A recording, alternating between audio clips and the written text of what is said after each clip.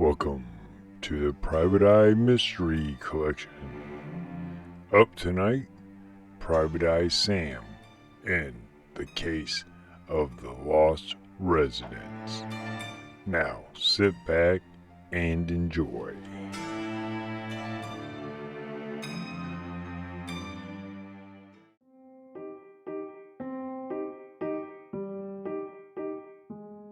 I'm Sam, a private eye retired. I had moved to a small town in the Midwest to have a quiet retirement, but my past had found me here. A old case, Lee Charles, his brother Chester, came for revenge on me for his brother's death. Since I dealt with that, life here has been nice.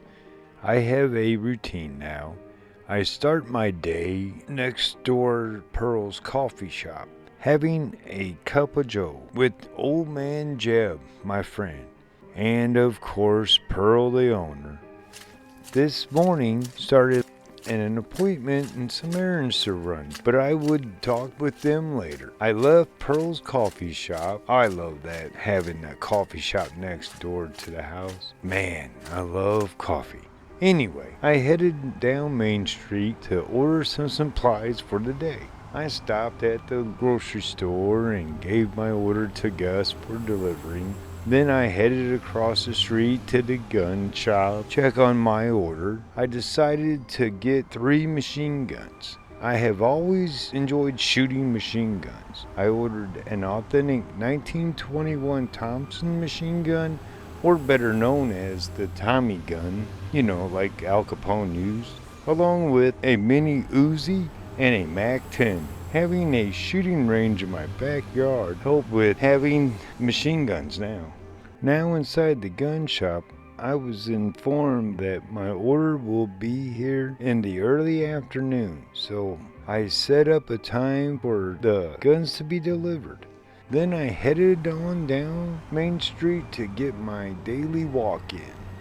I decided to go to the Lawson farm to visit with Wade, the owner of the farm. We like to walk around his farm and talk. Wade and I have quite a bit in common. The biggest thing is guns. Wade is extremely knowledgeable in guns. I must have been at Wade's for a couple of hours, longer than I anticipated. So walking back, I decided to stop to get dinner. I was kind of hungry now, so I went on into the Walden restaurant. I sat at the counter, and the waitress came up. You ready to order? Yeah, I'll have some of the special of the day today, and a cup of coffee, please. I'll be back with the coffee. While sitting there, I grabbed a newspaper that was in the seat next to me. I began reading it. I could hear the restaurant getting busier and the chatter. I was ignoring the noise when finally my meal showed up. Wasted no time scarfing down the food. I looked at my watch and it was almost time for my guns to be delivered. I paid the check, and having to hurry to get back to sign for the package, I had to hurry, so I rushed home. I noticed a few people standing outside the police station. I had no time to stop and find out. I shot by the coffee shop and ran up my driveway onto the porch. As I got on the porch, the delivery truck was pulling up my driveway. The excitement was busting out of me as I signed for the package. After I finished with the delivery driver, I took the guns inside and started preparing them to be used. I decided on just shooting the Tommy machine gun. So I loaded 2 drums of 100 rounds each and finished, and I grabbed the Tommy gun and the drums and went out to the shooting range. I had set up different targets, and I prepared the gun for the shooting. After getting ready, I started to shoot. Oh yeah, that's the stuff. This is therapy. What a feeling. Okay, I'm ready for a cup of joe now. Whew, I think I'll go over to the coffee shop. Hey, Pearl's setting me up with a fresh brew. Hey Sam, Herbert, the police chief was here looking for you earlier. You know what he wanted? No, he did ask if you came in to have you call him. Here. Hand me the phone. I left mine at home. I don't carry it much. Hello? Can I speak to the Chief Herbert Stiles? This is Sam. I believe he's waiting for my call. Yes, I'll hold. Okay, sir, I'll be there. Well, the chief asked me to meet him at 233 Franklin Street. Luckily, from my walks, I knew where the street was. So I finished up my coffee and told Pearl I would talk with her later and walk over to Franklin Street. On my way over, I noticed a car parked a few buildings down from the coffee shop with two people sitting inside watching me. I would approach it and see what's what, but I'm in a hurry to get to Franklin Street to see the police chief. 10-minute walk later, there I was at 233 Franklin Street address. The chief met me at the door.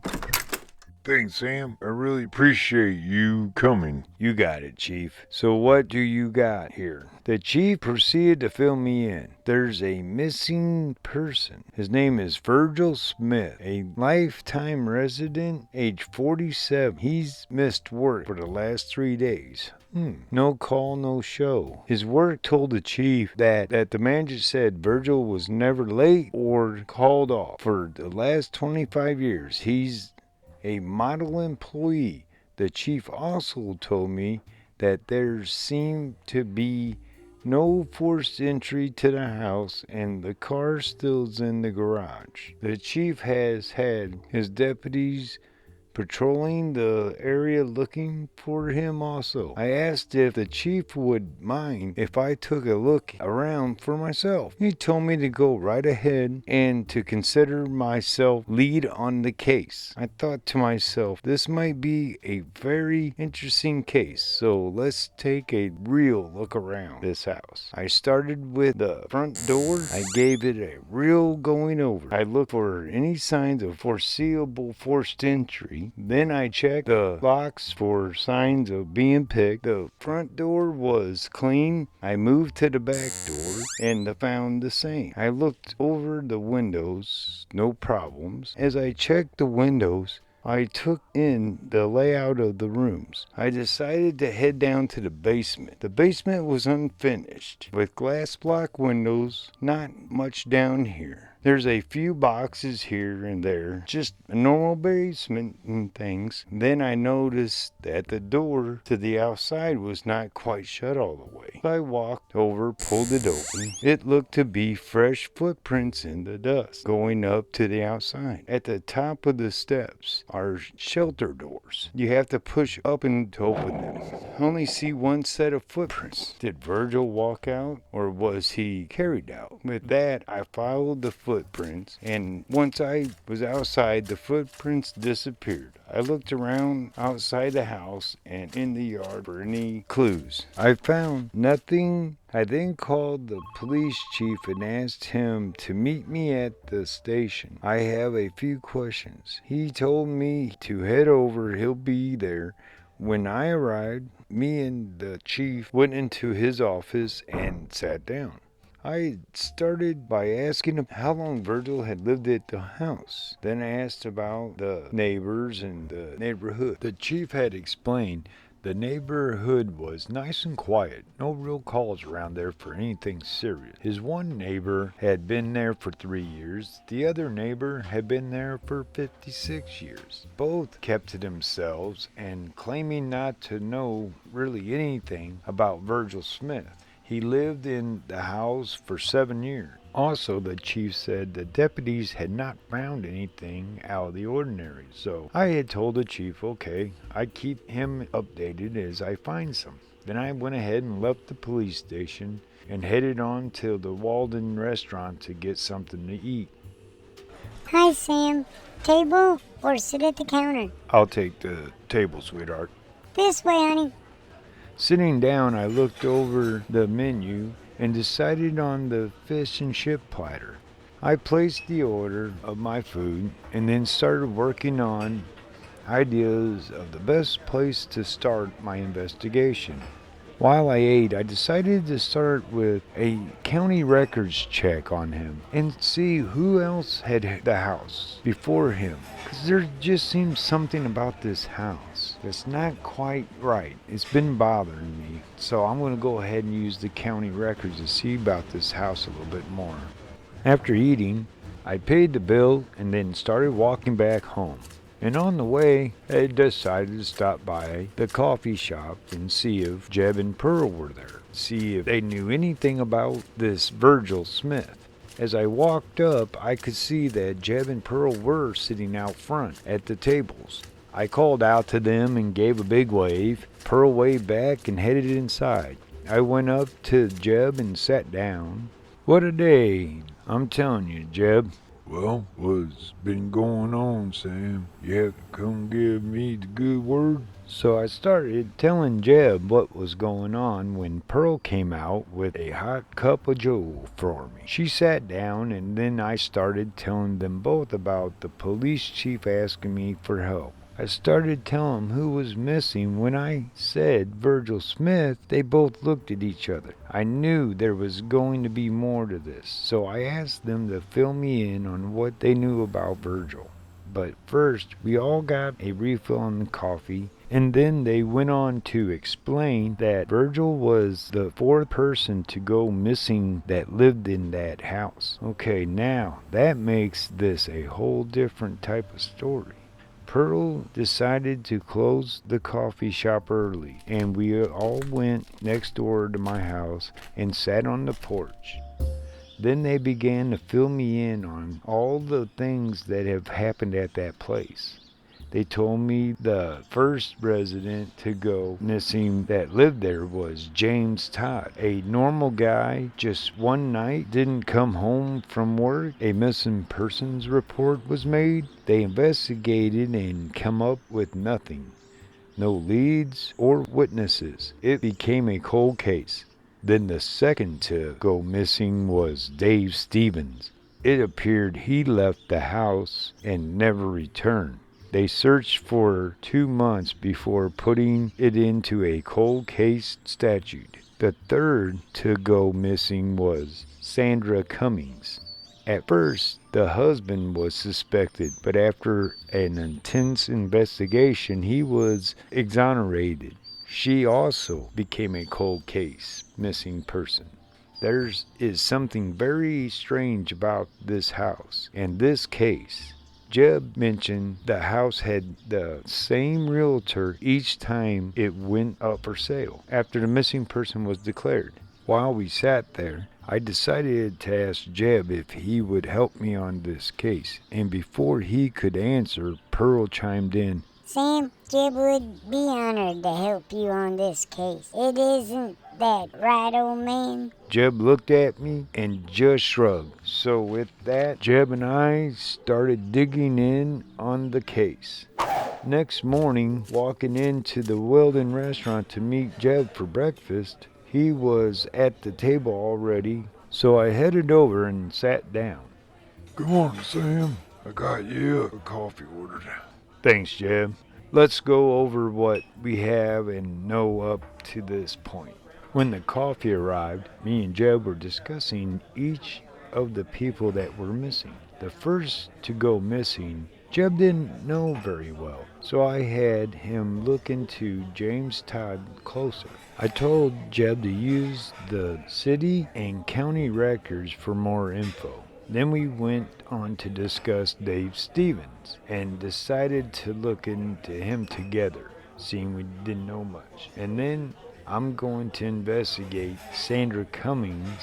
I'll need to find her husband, and hopefully I can get some answers from him. So me and Jeff finished eating and paid the bill. Then we left the restaurant and split up to start our investigations. I went to see Herbert the chief to have him find Sandra's husband for me. After talking to the chief, he was able to get me the address and the name. The name is Coll Cummings, and he lives in a small town in Ohio called St. John. so I decided to drive there. So I went to the house and packed a bag and headed out. While driving, I got a call from Jeb. Hey Jeb, you got something? I found out who James' truck was found. A few months later, mostly stripped, the police report said. I'm doing some follow-up. Call you later. Okay, be careful, old man. Now, I'm half an hour out from St. John, Ohio. I pulled into a gas station to fuel up and look up a place to stay.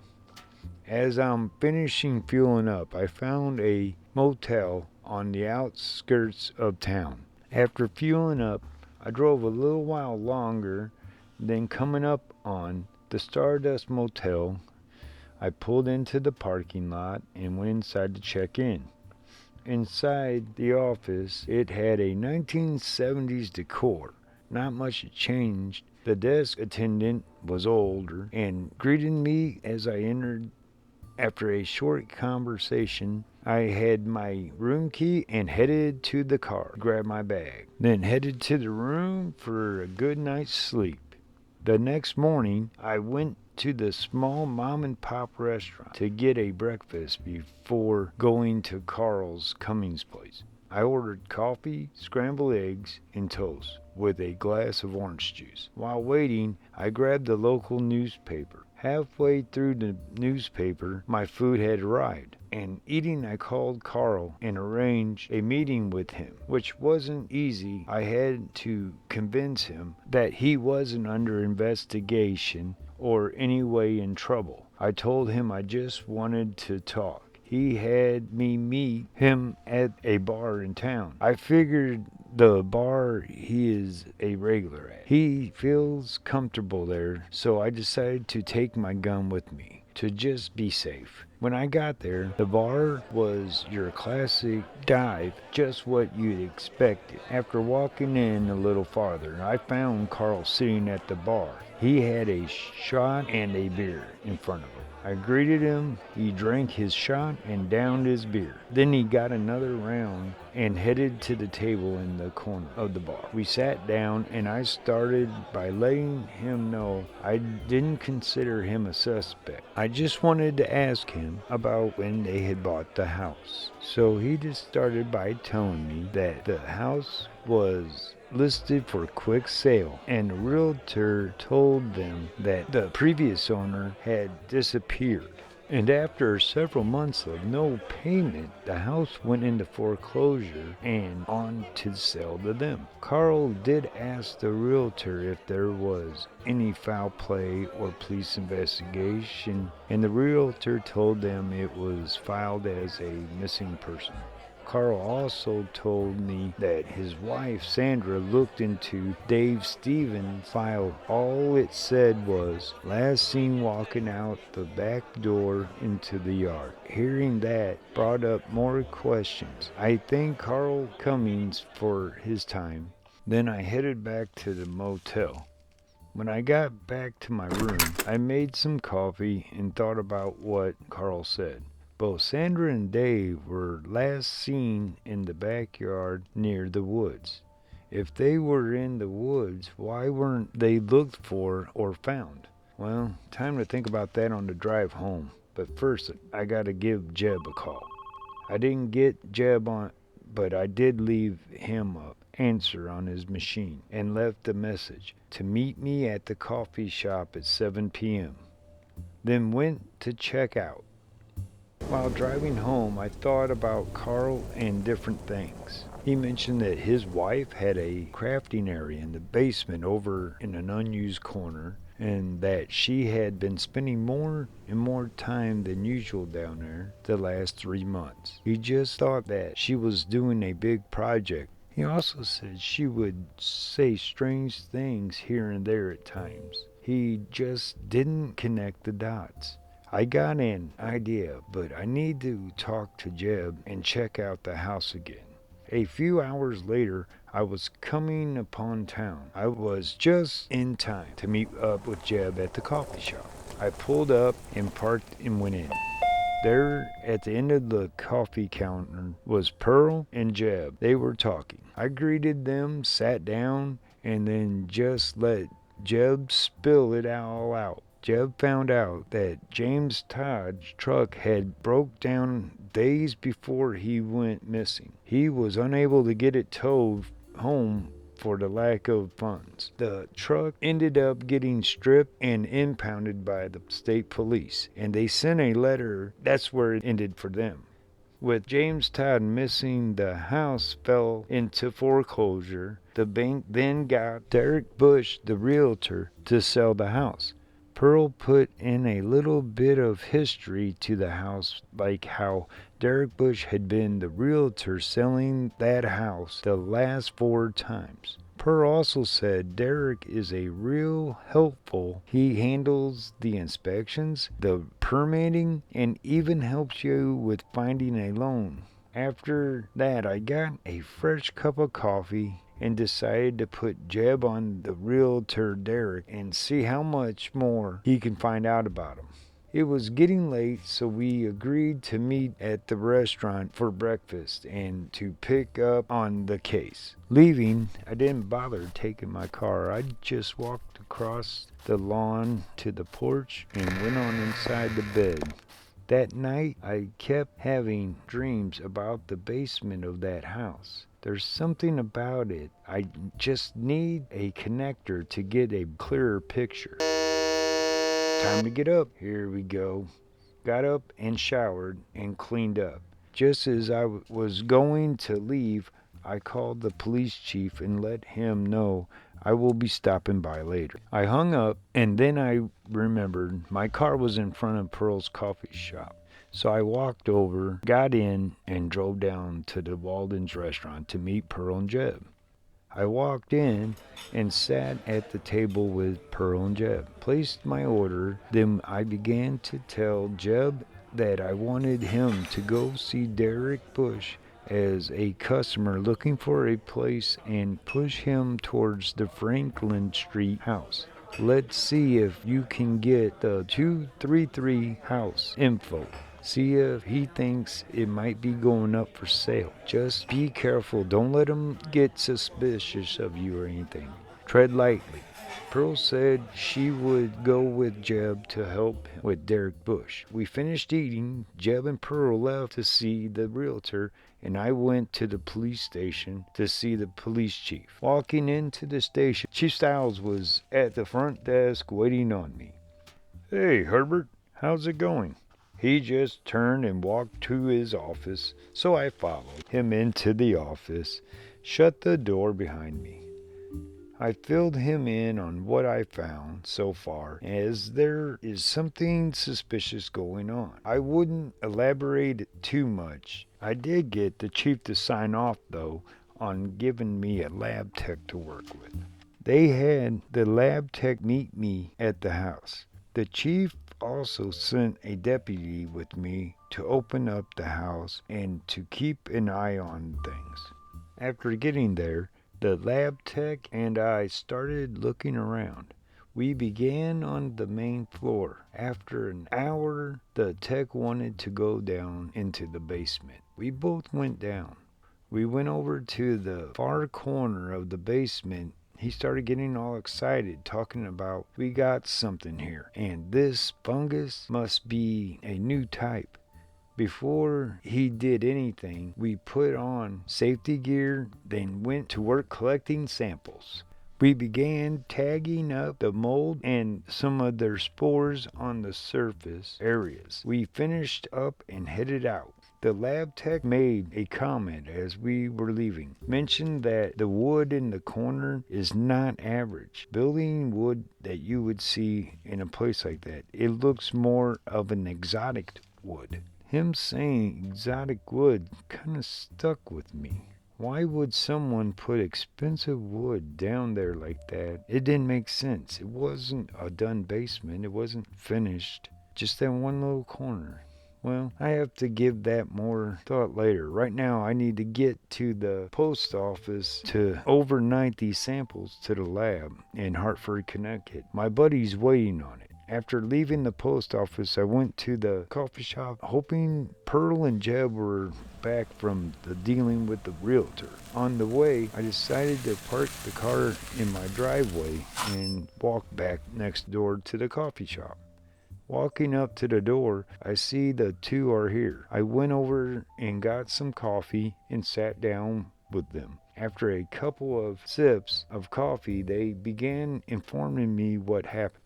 Two met with Derek, the realtor, as planned. They were shown a couple of houses. The realtor was all friendly up till Pearl and Jeb asked about the house at the address 233 Franklin Street and started getting short with Pearl and Jeb. Then pressed the two about purchasing one of the places he showed them. He would not talk about the house on Franklin Street.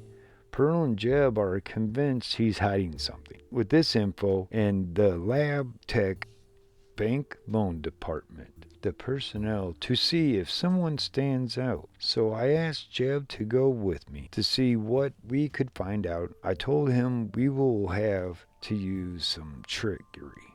Jeb liked that. So I went over the plan about the bank. I filled him in on what I'm looking for at the bank.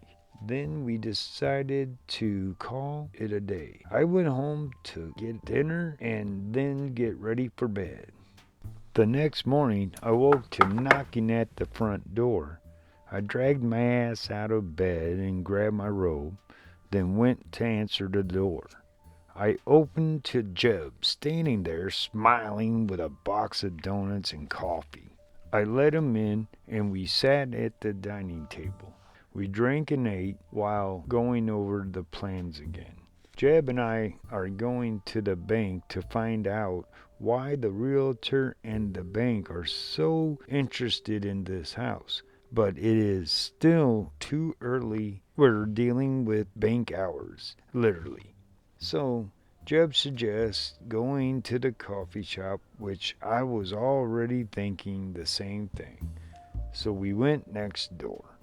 Walking in, we were greeted by Pearl's niece Stacy. She fills in 2 or 3 times a week. Jeb and I sat at the counter and got our coffees and chatted with Stacy. When time came to go, Jeb drove us to the bank. Jeb pulled up in front and let me out. I went on in. Jeb drove around the block and parked on the side's parking lot of the bank, and then entered the bank. Me and Jeb played off as we were just 2 separate customers. I started low, new people in the bank, like tellers and receptionists. Jeb went right to the loan department and started going from loan person to loan person. It seemed he was doing pretty well. I, on the other hand, had played myself and got nowhere. I ended up going outside and sitting in the car waiting. After 45 minutes, Jeb walked out with a huge grin on his face. He must have something good. Jeb got in and didn't say a word. He just started the car and drove to the house. I asked him all kinds of questions and things as he drove. He didn't say a word, he just kept driving. We got to my house. He told me to sit on the porch and he'll be right out. So I sat there on the swing while Jeb went inside. He was in there for about 5 minutes when he finally come back out. Just as I was getting ready to ask Jeb something, I seen Stacy walking across the lawn with And asked for the best coffee around, and here it is. I laughed. Stacy walked up and served us. And then Jeb gave a big tip. And with that, Stacy winked and walked back to the shop with a big smile. All right, old man, spill it. Jeb explained that the assistant loan manager and the realtor have been known to work together on some loans and properties. He also said that they didn't know for sure if the two had broken any laws or not, but he was able to confirm that the two had been the ones to deal with the sale of the property for the last 5 times, soon to be 6th. After Jeb finished, I went inside to use the restroom when I seen the telephone answering machine light blinking. I played the message. It was the lab. Wanted me to call them back. They had the results. I left Jeb sitting on the porch a while waiting while I called them back. The lab tech answered the phone and went to explain that the wood fungus was only found in indigenous areas, and the fact that it was in an environment vastly different. The basement gave birth to a new fungus that releases spores into the air that after a long exposure it turns toxic to humans. They become like zombies that end up dying of organ failure. The analyst also said that the more and longer exposure time to the fungus does accelerate the effects of the fungus than its normal surroundings. I had thanked the lab tech for his expediency and then hung up. I went back to the porch and filled in Jeb and what I had found out from the lab. He had a weird look on his face, so I made it a point to tell Jeb the wood was put there by the original owners. It helped Jeb, but still, he was being cautious. It was getting late. Jeb and I decided to call it a night again and start fresh in the morning. I went to bed and got a really good night's sleep. The next morning, I met Jeb at Pearl's coffee shop. We sat outside having a hot cup of joe. So, Jeb, I think we need to go to the house and give the back area behind the house a good looking over one more time. I think there's something we're overlooking. I agree. There's a couple of things I'd like to look at again myself. Let's get a thermos and head on over there. Okay, I'll also call the police chief and let him know we're going over there too. We had gotten the coffee to go and got into the car and headed on over to the house. It was a short ride. When we got there, I saw the realtor Derek Bush rushing through the backyard of the house. By the time we got pulled in and stopped, there was no sign of Derek anywhere. Jeb and I decided to go through the back area until we found something. So we got started. We walked in a grid pattern in the backyard, making sure we didn't overlook anything. After completely covering the backyard with the grid, we moved on to the wooded area. About 45 minutes into looking into the wooded area, Jeb discovered what looked to be drag marks from a person. We followed them to a heavily overgrown meadow. That's where we discovered a sinkhole. We marked the area and headed back to Jeb's car to get some rope and gloves and gear. After retrieving our supplies, we tied a rope around a tree and started climbing down the sinkhole. About 60 feet down, a foul odor hit us. It was so bad Jeb threw up. We climbed back out and agreed that there was a body decaying down there. So I made a call to the police chief and filled him in. A few hours later, there were search crews and county police going through the whole area. The chief informed us that there was remains of 4 people, and Virgil Smith was the body Jeb and I smelled decaying. The police was not sure what had happened to those people, so I decided to take Jeb and sit in the car so we could go over some things in private. After a while, we had it. We got the police chief and the detectives together and explained what we figured out. We explained that the bank assistant loan officer and the realtor Derek were working together on selling the properties. They knew about the fungus growing in the basement and what it does to people that are exposed to it. They made sure no one else dealt with the house. The realtor would push buyers to use the bank guy and to use all the people that the realtor suggested for inspections and for insuring. All the money and payments for the house would go to the bank and the realtor. The realtor kept a close eye on the house, and when he would see the owner wandering or end up missing, he would go out to find them and then to throw the body down into the sinkhole, then cover up to sell the house again. After a few days of the police doing their own investigation, they arrested the banker and the realtor and charged them. The police chief and the mayor thanked me and Jeb for all of our hard work and told us that the prosecution of them wouldn't have been possible without our help. A few days later, Jeb and I were sitting with Pearl at the coffee shop. While we were telling Pearl about the case, she interrupted and told us to open up our own private eye business. I looked at Jeb, he looked at me, and we both said, why not? Pearl told us to name it the Private Eye Guys. The Private Eye Guys. Jeb and I agreed the name was perfect. So, folks, this has been Private Eye Sam in the case of the lost residents. And keep an eye out for more mysteries to come your way.